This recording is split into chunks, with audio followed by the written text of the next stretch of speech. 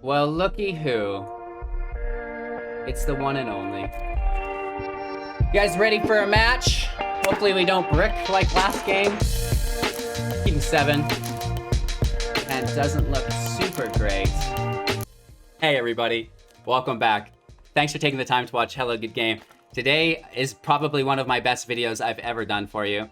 Not only do we have an upgrade to one of the best decks I've ever done, Chomp Chomp the Re-Chompening, which is an Abzan-based control deck or mid-range deck, you know, utilizing a ton of removal and a couple really high-value planeswalkers to get the job done late game. So that's great. We've got a really good, show of matches within Mythic today, and one of the best finales that I could have ever asked to give you guys. We came across the man, the legend, the myth himself, the one and only Covert Go Blue, organically within rank, and you guys get to observe the whole thing. You literally see my jaw drop and my heart rate pick up about 50%, right? So really cool stuff, and a really great and exciting match for you guys to watch. So we're breaking down the deck list in its entirety now, talking about strategies, synergies, you know, your general overall game plan to play it effectively and efficiently, you know, get you up and running, taking those training wheels off. If you're not interested in that, you can jump right into the gameplay footage with the chapters feature. Of course, I do ask you all to like the video. It helps so much, right? Each and every like really helps the exposure of my videos. And of course, if you feel the need, go ahead and comment as well. That's less important than the likes, but still greatly appreciated. Subscribe to the channel for even more content, and don't miss out on our gem giveaways, free cash prize tournaments, and all that jazz. Today we're playing with Magic the Gathering Arena Assistant. You know, all of your statistics, your collection, you know, ladder analysis, your metagame analysis. There's a lot going on here. So if you're looking for a new deck, you want to see what decks are doing good right now in the game overall, check it out. That's available for free to everybody within the link in the description below. Okay, all of that jazz out of the way. Let's break down Chomp Chomp 2.0, the Re-Chompening. It starts out nice and easy with 4 copies of Bloodchief's Thirst, a sorcery speed spell for 1 to destroy target creature or planeswalker with converted mana cost 2 or less. We can kick it for an additional 3, so a total of 4 to destroy a creature or planeswalker regardless of its converted mana cost. So it's good early game, it's good late game, and really good in any removal-based deck. 2 copies of Wilt, which we've upgraded from the Disenchant. LOL, it's an oversight on my behalf. Thanks for you guys for letting me know in the comments below. So, you know, together we're upgrading these decks, which is really cool. So, you know, it does the same thing, plus we can cycle it if it's dead in the matchup, which is even better. So destroying target artifact or enchantment at instant speed for 2. So Embercleaves, you know, maybe even an Annex as well in that matchup. We've got the Great Henge to think about. There's, you know, Exile, like Banishing Light, for example. So, you know, Wilt is actually pretty good in the meta right now. And then, of course, because we're playing best of 1, if it's dead in the matchup, just cycle it away and look for another piece of removal that you can use. Speaking of some of the other pieces of removal, 2 copies of Heartless Act at instant speed to choose 1, destroy target creature with no counters, or remove up to 3 counters from a target creature. 2 copies of our Eliminate at instant speed to destroy target creature or planeswalker with converted mana cost 3 or less. Into our 3 drops now, we have 4 copies of the Skyclave Apparition. This is a 2/2, and when it enters the battlefield, we're exiling target non-land permanent and opponent controls with converted mana cost 4 or greater. And of course, when it leaves the battlefield, that owner creates an XX blue illusion creature token where X is that card's converted mana cost.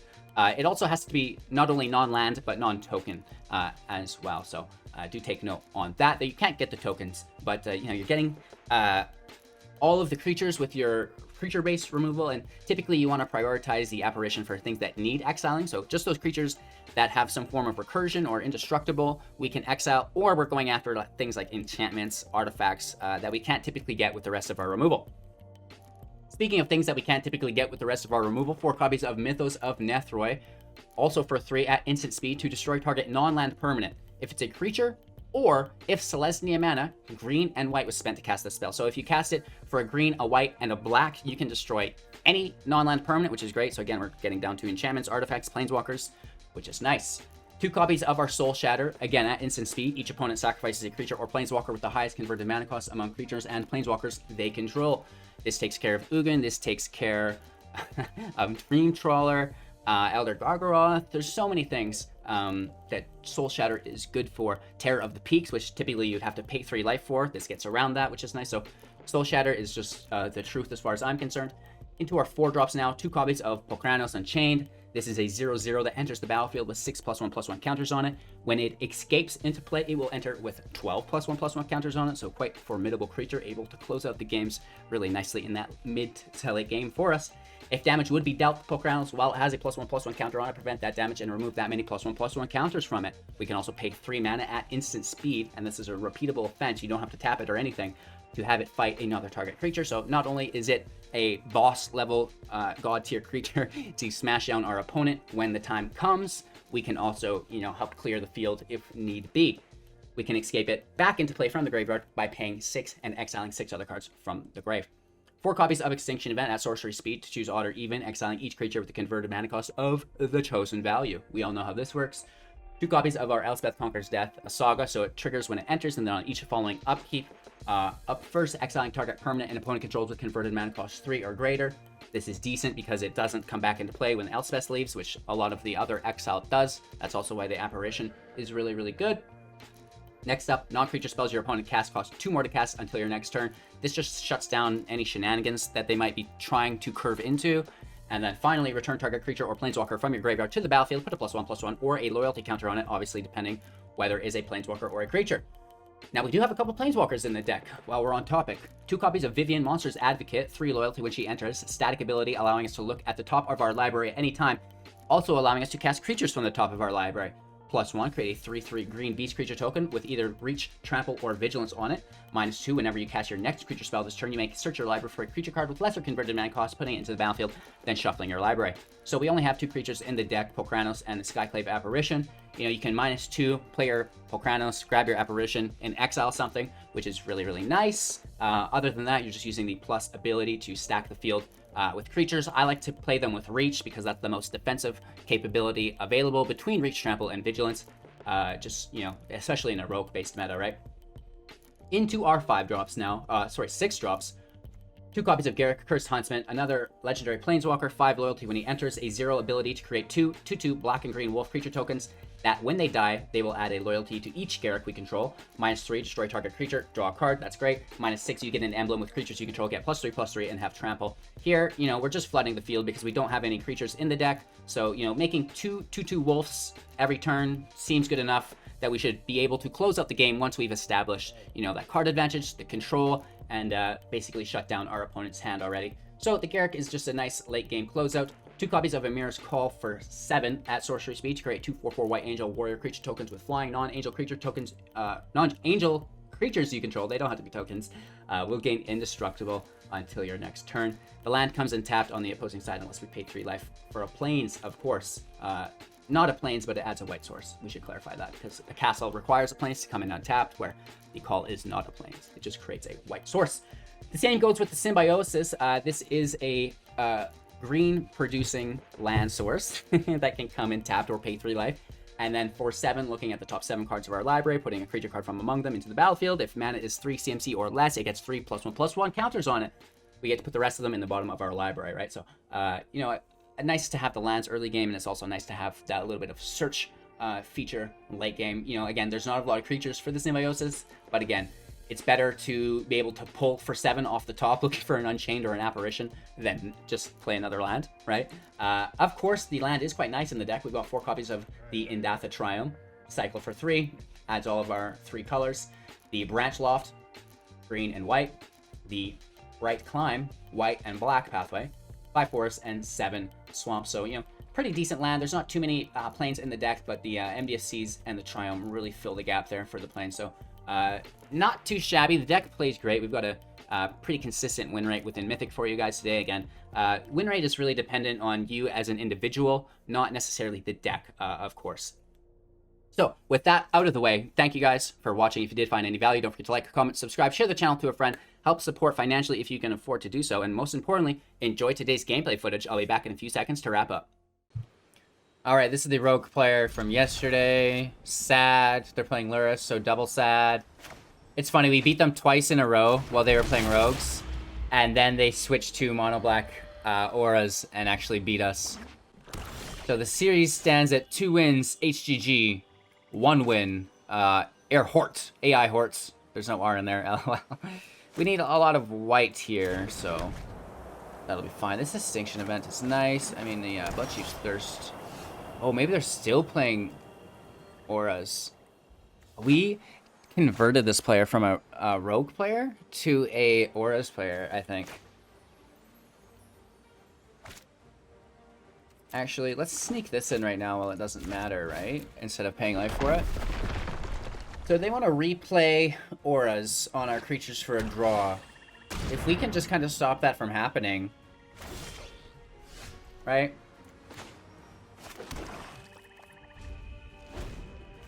We're curving out really nicely. Eidolon's totally fine.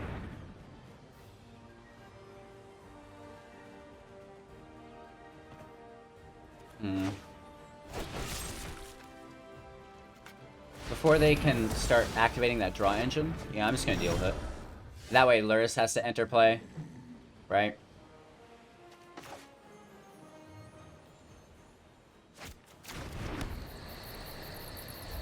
Passing our turn, we're on 5, so ready to play our Garruk and Vivien here, basically.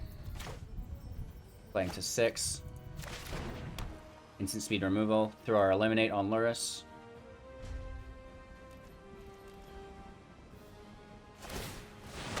Wow, that's a chunk of life. Paying 6.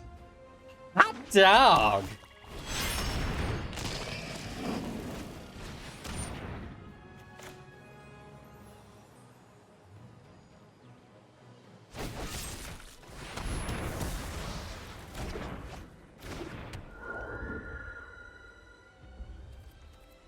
I felt good about it. We are curving out so hard here. It's ridiculous. Eidolon out of play. Maybe we need some castles here.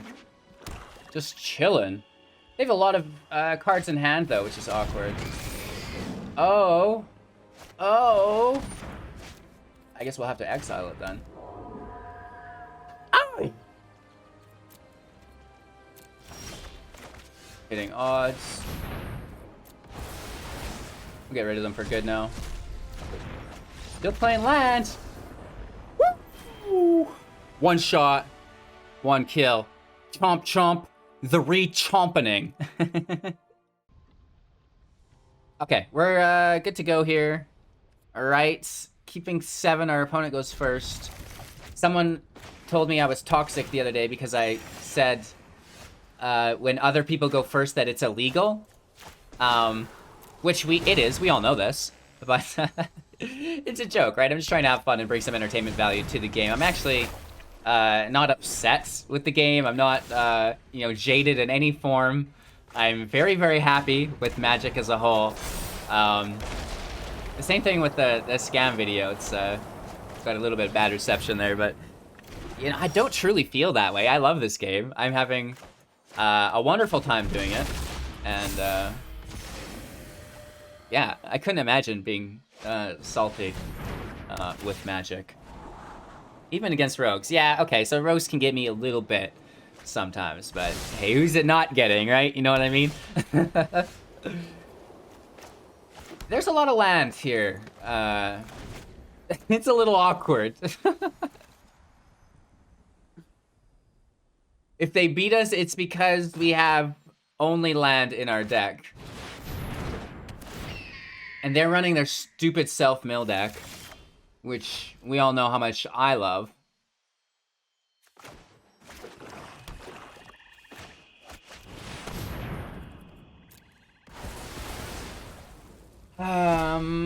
The bad thing is there's gonna be like, you know, Yorions, there's gonna be the Archon of Sun's Grace. It's just not a good feeling. I wish I had something in the grave. I'm gonna keep this for later, because it will become worth it.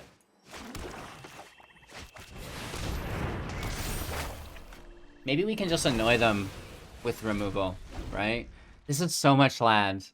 Like, we're not even running Ugin, and we are like, curving out. The ECD on the ECD would hurt more if they had something good.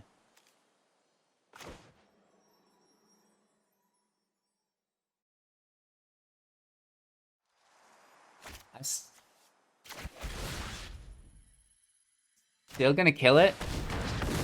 It's such a good card to bounce. Not that we have anything to play, but like, just frig off, Randy. Frig off, Randy. Have you guys ever seen Trailer Park Boys? The first time I watched this show or was exposed to it, I thought it was absolute filth. And it is, don't get me wrong. But I couldn't understand why people would ever watch something like this. But as I grew older and more jaded, this show is funny. In all of the wrong ways. Maybe we can just land them to death. We got lots more where that came from. You hear me? Alright. Bouncing Omen. Loving that. Loving that. Tasty. Delicio.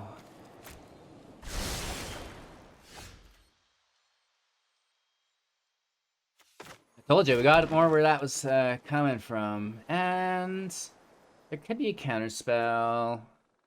And we know that there's more Yorions kicking about. Let's just kill it this way. We'll get burned by an ECD later when it brings it back and we cry. But for now, let's just be happy with the little things.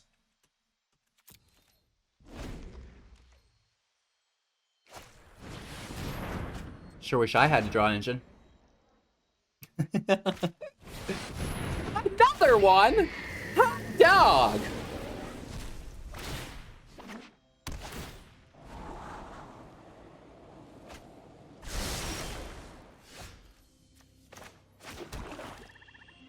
Why are we pulling so many lands? We have 10 lands in play and 11th in hand.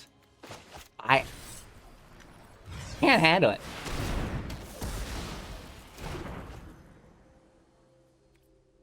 Nothing to dump it into either.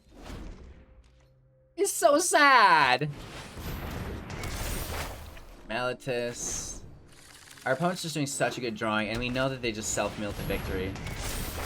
Which is really hard to beat for us because we're a control deck with a ton of removal. Unless we can get a Planeswalker to like really fire off, but we know they've got Elspeth Conquers Death, so it's super duper awkward for us. Nothing I'm looking forward to.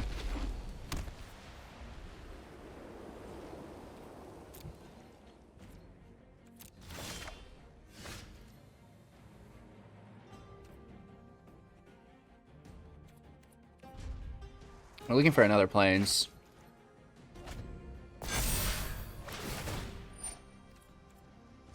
At the end of the day, we do have to kill them. Because they're just going to self-mill and play Thassa. We have no counter for it.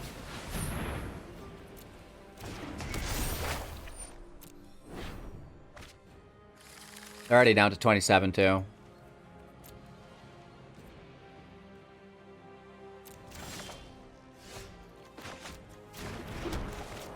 What? Oh. Hashtag dyslexia. I was sure that angels were on the right-hand side. These are some left-handed angels. Look out, you guys. That means, no good. Those are some heavy-hitting angels.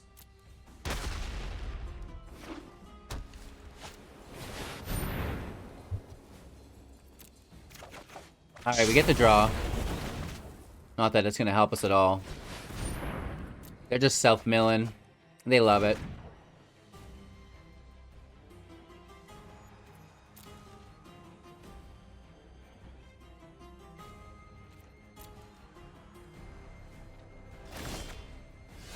There he is. I missed you. So they're probably gonna Elspeth Conquers Death it, but we got a couple Wolfie-doos. We are the apex predators. We do have 2 Viviens and another Garruk, all which will need to be exiled. They've got Banishing Light as well. Right, we know how disgusting this can get.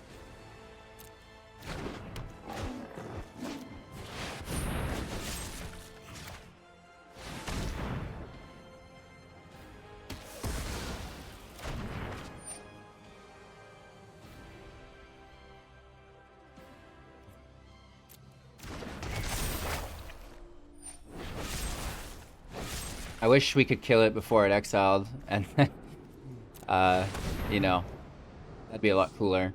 But it's on the stack, unfortunately, so...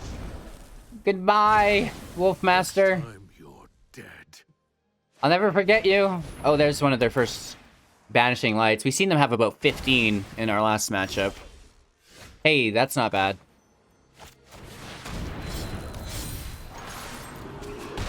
If only it could eat their enchantments. Probably just more Elspeth. Good God, I hate that.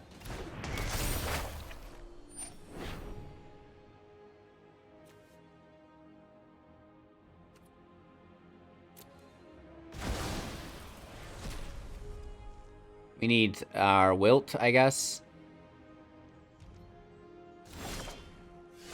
Well, I mean, that's close to helping, but unfortunately it's a 5 CMC.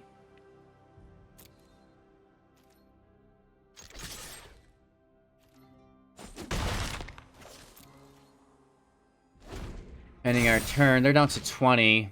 Not looking good.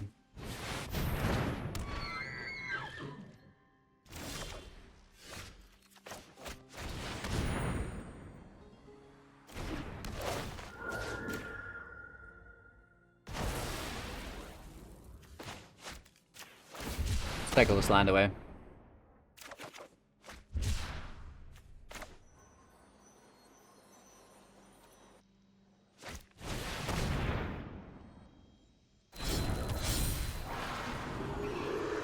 Trying to apply as much pressure as we can. They're down to 4 cards. They're gonna pop Yorion here, bounce their Banishing Light, take Polukranos.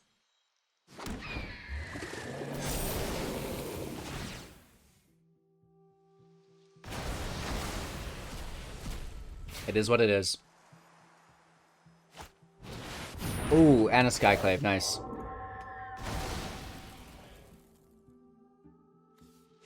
Five and three, all odds, equal event time. Our pup stays alive. No, the Banishing Light takes it when it re-enters. Sad face. Oh! Don't you do this to me. So they're just running into the mill here still, right? It's just a really nice control self-mill.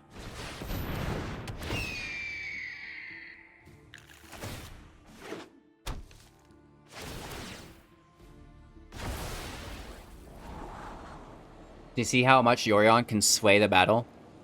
Right? It's good. It's like taking 2 turns. These 2 things stay, but, you know, we're still gonna pick it up. We'll get them next turn. We get a couple defenders here.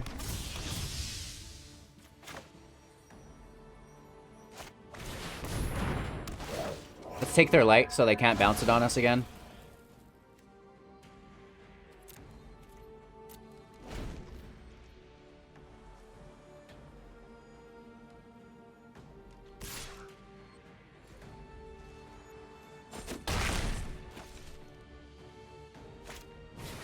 Don't you dare do this to us. So they get a 3/3 out of it. I'd say down to 4 cards, down to 3 cards, but I'm sure, you know, there's unlimited draw engines here. There we go. That's their 3rd. Oh no, that's not Frantic Inventory. That's Thirst for Meaning. Still, good draw. Into another Omen. I'm sure another Yorion ready to sploosh down on us. For a triple draw. Oh, it's an Archon. You know, taking it easy.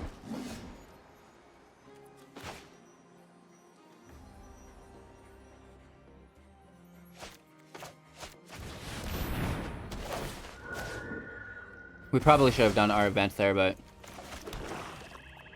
whatever.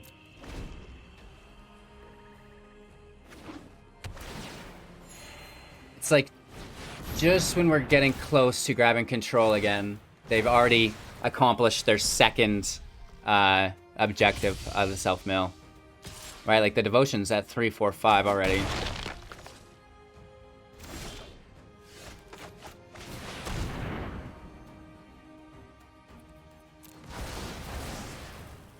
Cry.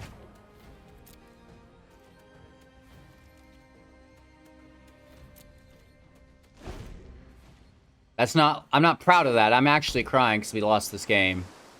Right? I have to be more specific how I declare my emotions. There's an Elspeth Conquers Death. There's an ECD. Every creature deserves life, and I will protect We need reach. They've got flyers. We will adapt to any threat.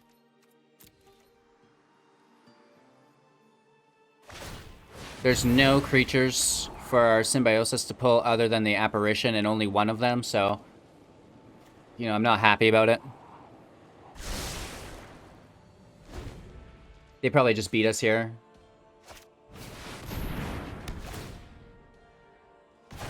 Goodbye, Vivien. To lick my wounds. I'll never forget you! Yorion now, and then Thassa bounced the Yorion? Come on.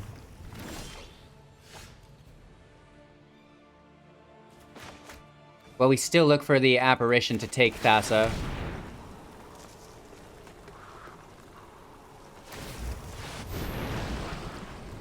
We don't get it.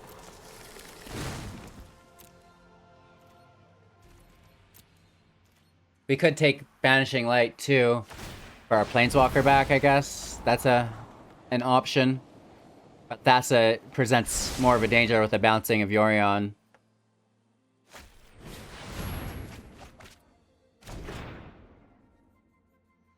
Alright, here comes the Thassa's Oracle. Good game. Feels pretty bad. Right? That's not a bad deck if you're interested. I actually got beat down by this deck the other day, so I showcased it. So check it out. It's on my channel. Azorius Midrange. You'll love it. Land is not that bad. 3 going to 5 is not a stretch. The Apparition is sad, but... You know, if we think about mulliganing this hand, I would take those 5 cards without the Apparition, right? So... Lovely. I hope you're proud of yourself.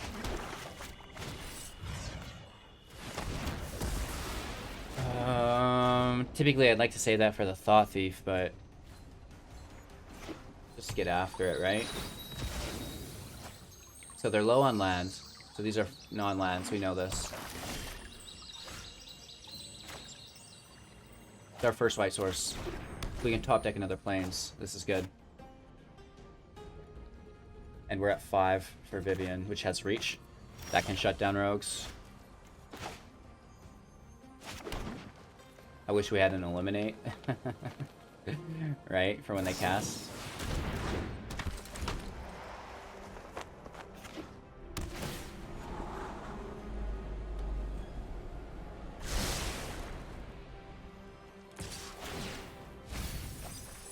Alright, there goes the planes that we wanted. It was underneath something though, so we wouldn't have gotten it anyways.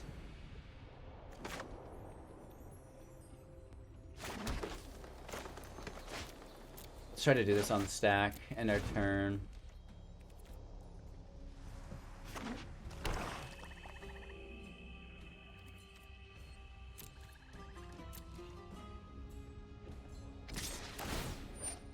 I think they're gonna Zerasan us.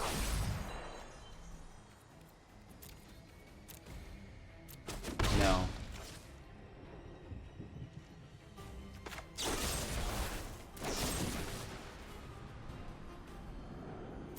Let's have them spend their... No, hold up. That went straight through. We have 2 of them. Let's go for it. There was no counter before, so we're free and clear here.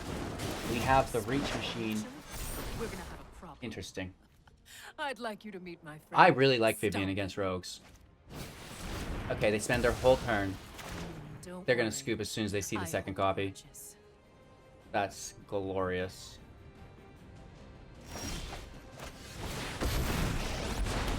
And we get our second planes for the Apparition. This is my paradise. More reach. Hashtag screw you, I rogues. love making new friends. Oh, no Zerasan. They're playing Luris as a companion. You dummy. And the comments go wild! I should know these things, you guys. I should know these things. We're the scoop machine after that mistake. Did they kill the second Vivien? They are draining their hand, though. Pretty aggressively. Oh, Thought Thief. And they're totally tapped out. Perfect.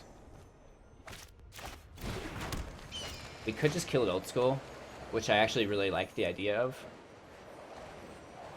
And then we kind of exile Lurrus instead if we can. Leave me be. Keep with your life. Ouch. Maybe. You rest with More reach skis. Every day is a new mutation. I think this has got to be game.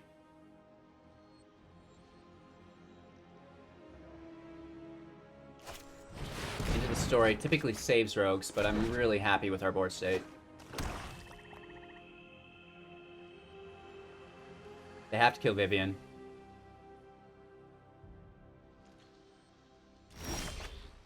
Nice. More wolves. We are the apex predators. A little bit more reach skis.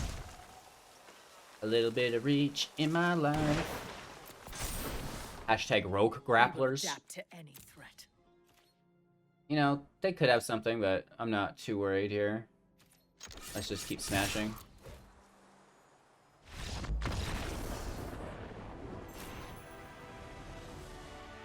It's so rewarding to beat rogues.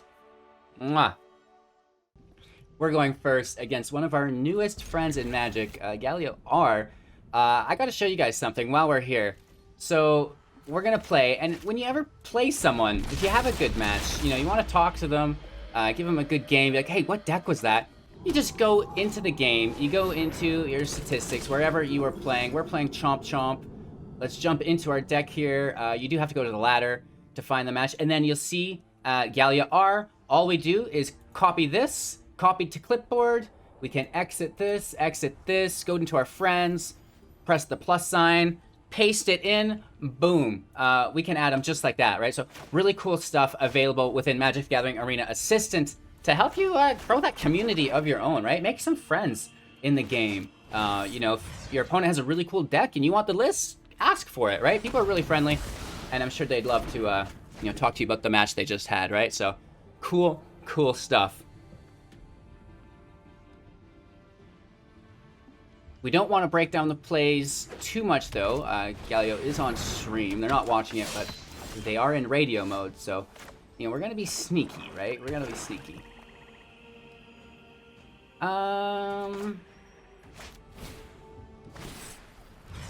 Let's force the discard.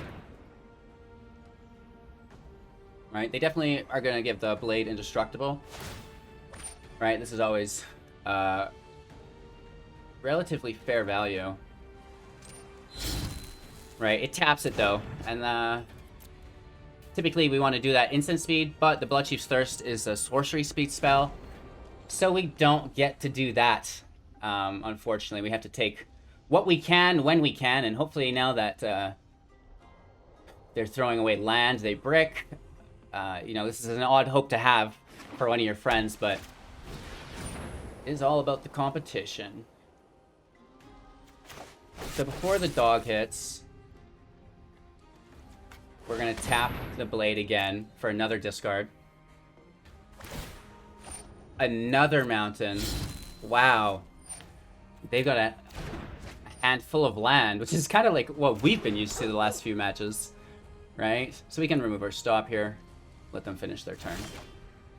Oh, that is really good for us. Kind of. Not really. It will be. It will be good. Not quite yet. We are bricking on land, right? So that's kind of what we deserve. We're like, I hope our opponent bricks on land, and that's what happens to us. The magic gods! No! You know, one match you pull 25 land, the next match you pull 3. Understandable. Very understandable. They only have 3 as well, so it's not too out of hand. They definitely are more aggro-oriented than us, hitting us for 6 here. Ay caramba. Did they just take a land off top?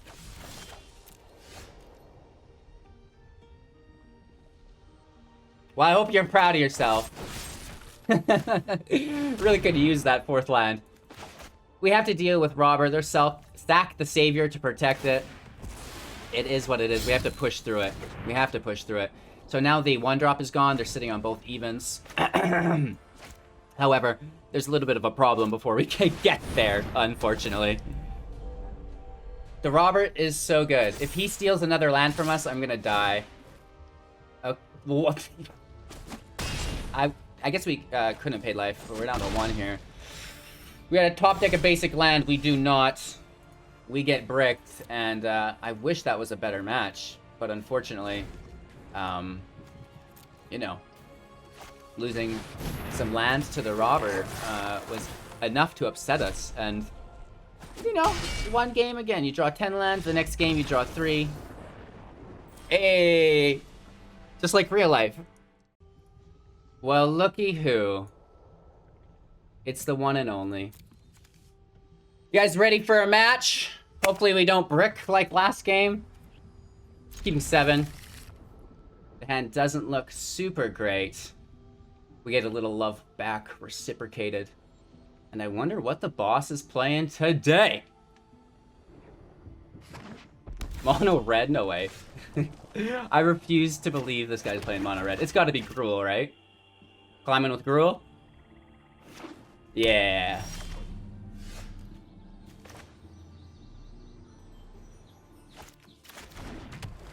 Let's planes it in. You know, we do have our event, so... Looks awkward, but we'll do our best. I'm just going to pretend that we're not playing against CGB. Real quick.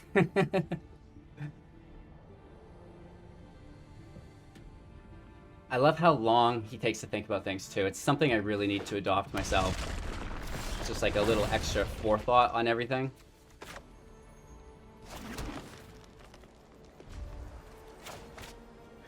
Well, we do have our tools assembling.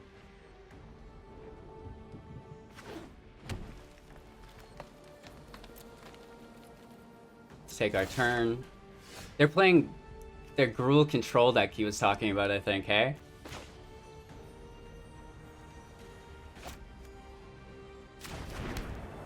Let's chill here.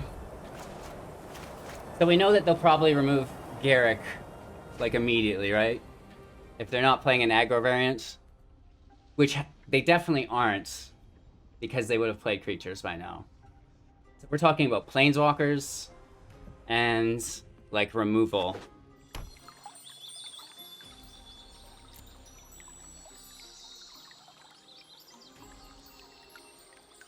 Alright. What I would give for a tome here. We are going to curve into our walkers now, though, at least. So let's see how that works out. You want to fight me? Ashes.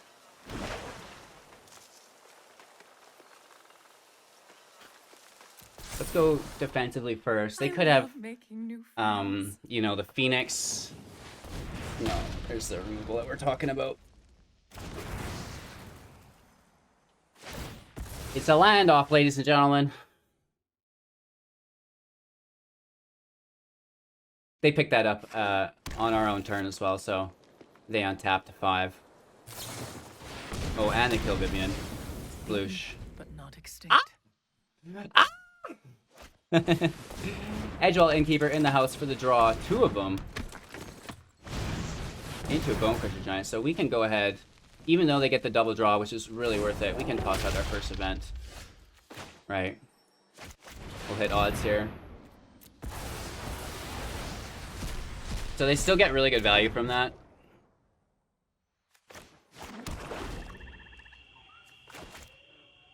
We know that they're gonna remove all our Garruk, almost seemingly,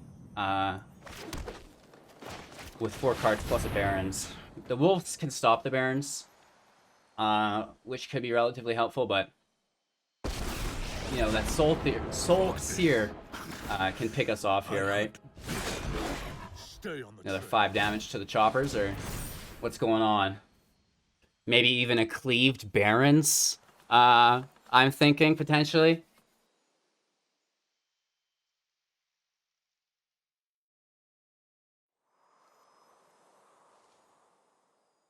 I'm just happy to have a match where we're playing lands, neither of us is bricking, right? We are flooding a little bit, but, you know, it could be worse. It's just a good match. Garruk can play 4 cards in hand with a Baron on the field, which is a good card. Crawling Barons represents a decent amount of value. So we're still on our turn here. Garruk goes to 6. They get the draw. So let's see how this turns out for us. They have 6 mana, playing to 7.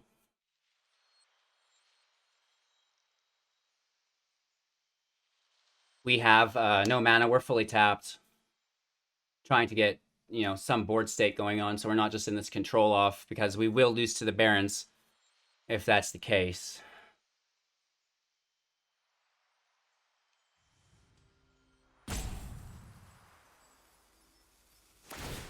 Nervous! Alright, it's in play. It's gonna attack. We take the chump block to 7 on Garruk.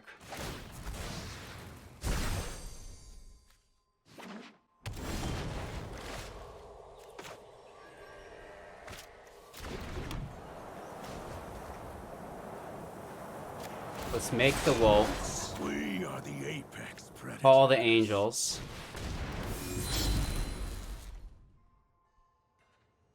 I'm feeling good about it, but I know who we're playing, so I'm so nervous, right? Woo! Yeah, we did! Yeah, we did!